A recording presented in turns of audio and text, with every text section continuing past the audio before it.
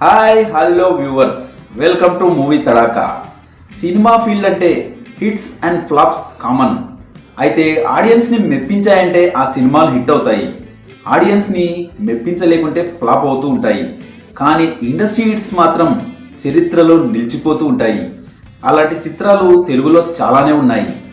ముందు ఉన్న అన్ని రికార్డ్స్ని బ్రేక్ చేసిన చిత్రాన్ని మనం ఇండస్ట్రీ హిట్ చిత్రం అంటాం. అలాంటి ఇండస్ట్రీ హిట్ చిత్రాలు చరిత్రలో ఎప్పటికీ నిలిచిపోతాయి. తెలుగులో చాలా చిత్రాలు, పెద్ద హీరోల చిత్రాలు, కొన్ని చిన్న హీరోల చిత్రాలు కూడా ఇండస్ట్రీ హిట్స్గా నిలిచి రికార్డు సృష్టించాయి.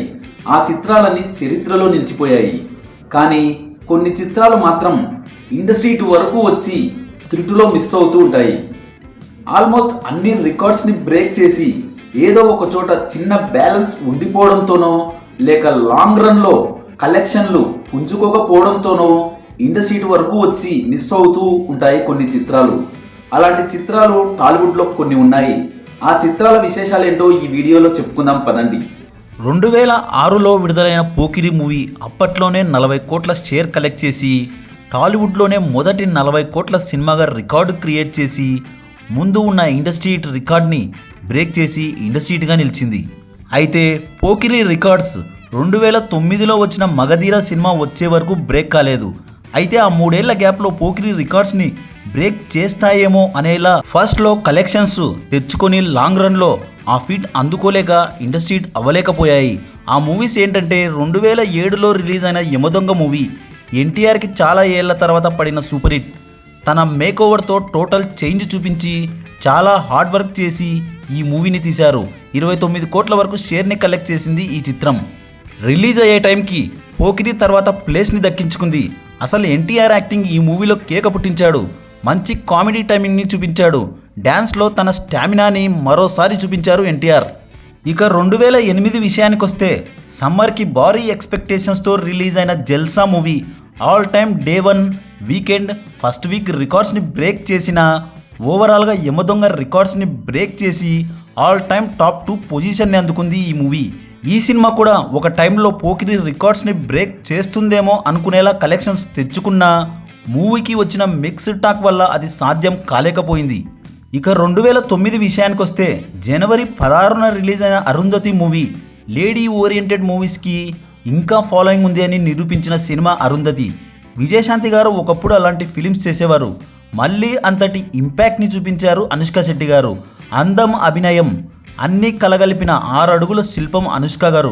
బాక్స్ ఆఫీస్ పరంగా ఈ సినిమా రికార్డ్స్ క్రియేట్ చేసింది. నైజాంలో 13.35 కోట్ల షేర్ని కలెక్ట్ చేసి ఓవరాల్గా 35.86 కోట్ల షేర్ని కలెక్ట్ చేసింది. ఈ కలెక్షన్లతో జల్సా రికార్డ్స్ని బ్రేక్ చేసింది. పోకిరి తర్వాత స్థానంలో నిలిచింది అరుంధతి. 2 రోజుల ముందు రిలీజ్ అయిన మస్కా మూవీ వల్ల పొంగల్ కలెక్షన్స్ని 2 సినిమాలు షేర్ చేసుకోవడం వల్ల అరుంధతి ఇండస్ట్రీ హిట్ని మిస్ చేసుకుంది. సోలోగా కనుక వచ్చి ఉంటే ఆల్ టైమ్ ఇండస్ట్రీ హిట్గా నిలిచి ఉండేది. చివరికి బ్లాక్ బస్టర్ మూవీగా నిలిచింది అరుంధతి. అదే ఏడాదిలోనే సమ్మర్కి రిలీజ్ అయిన మగధీర మూవీ 70+ క్రోడ్స్ షేర్స్ని వసూలు చేసి ముందు ఉన్న పోకిరి రికార్డ్స్ని డబుల్ మార్జిన్తో బ్రేక్ చేసింది. ఒక కొత్త ఇండస్ట్రీ హిట్ రికార్డ్ని క్రియేట్ చేసింది.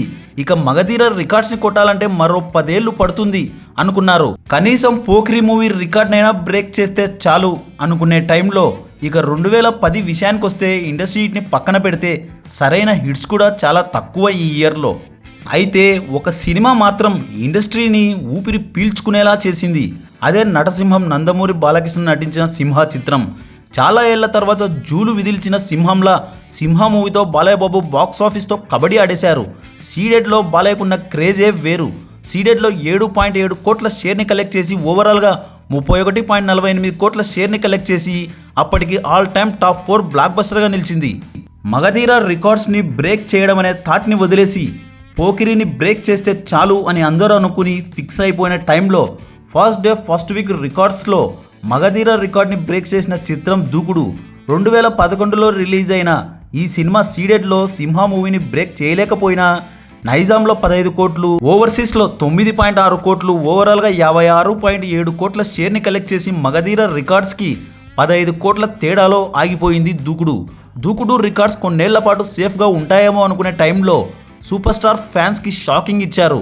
2012లో రిలీజ్ అయిన Gabbar Singh movie day 1 weekend first week collections record అన్నీ లేపేసి నైజాంలో దాదాపు 20 కోట్లు, సీడెడ్లో 9 కోట్లు, ఓవరాల్గా 60 కోట్ల షేర్ని 100 కోట్లకు పైగా గ్రాస్ని వసూలు చేసి ఆల్ టైమ్ టాప్ 2 మూవీగా బ్లాక్ బస్టర్గా నిలిచింది.